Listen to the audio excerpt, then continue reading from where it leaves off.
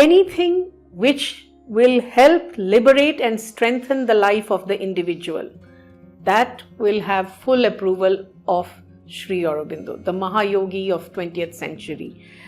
Because India, in her heroic times of greatness and expansion, not only valued these ideals of complete freedom to blossom to one's full potential, but also tried to put it in practice to whatever extent possible.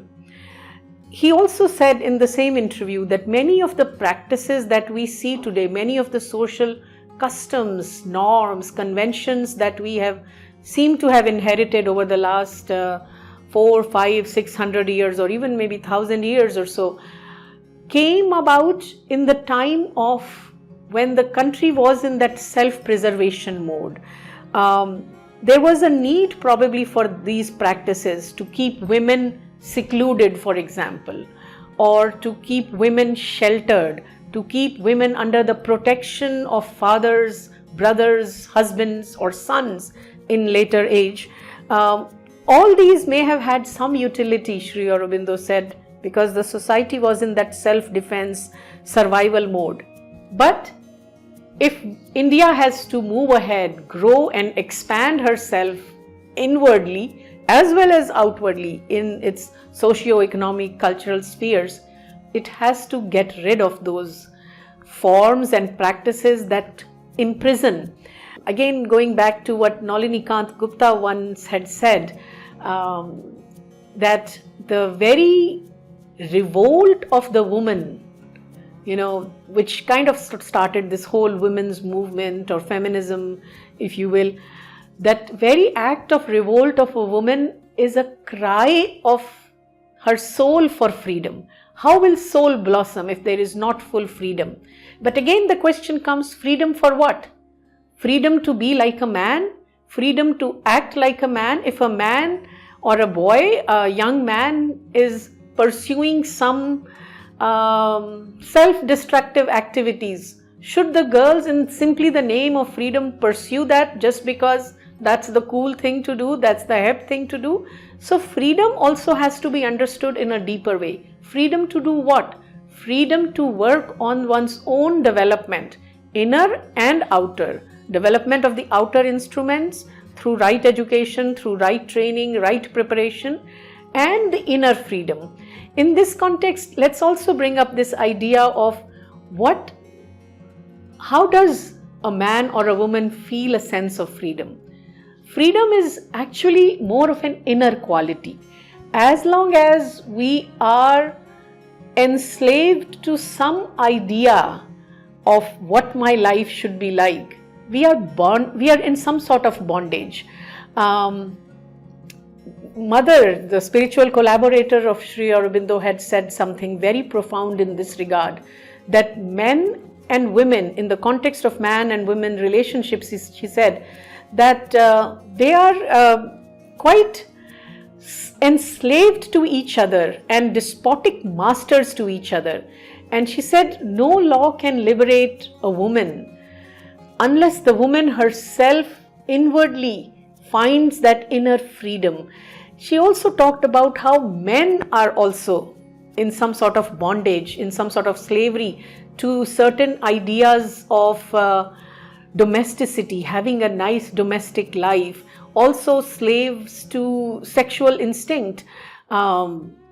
Women, she said, could also be enslaved to the idea of getting married, having to the idea of motherhood. These are the reasons often that bring a man and a woman together. These are all conventional ideas that have to be rethought much more deeply if both a man or a woman have to walk towards the inner freedom. So the women's freedom or the freedom of women to blossom, laws can help, reforming social practices can help, outer contexts can help, but only to a certain point.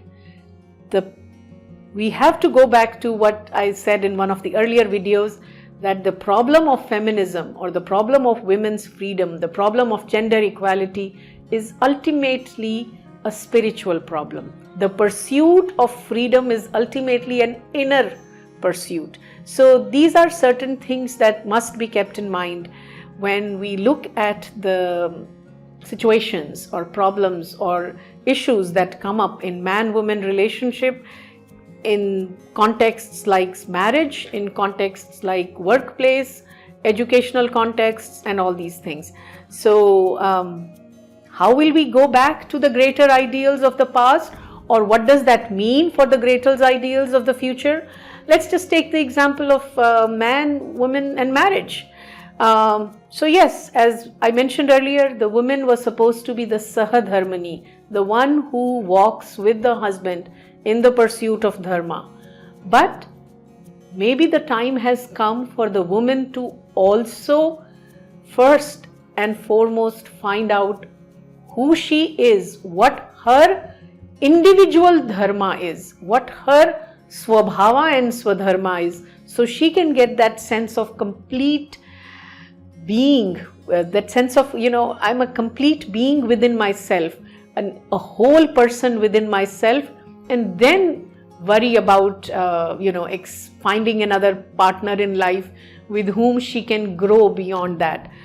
The ideals of Sita and Savitri might still be relevant. The essence of those ideals might still be relevant, and yet new ideals might also be needed because contexts are changing. For example, we don't have the luxury of joint families anymore. We don't even have nuclear families often living together, especially with, husband and wife living in two different cities, commuting frequently for their professional commitments or other commitments and things like that. So this puts a lot of strain on the relationship. Again, should we go back to the old ideal that once a marriage is there, it is for life? Or should we follow the path of the West where there is no sanctity left to marriage? Or is there another way to understand? These are some things that we will take a look at in our next video. Thank you.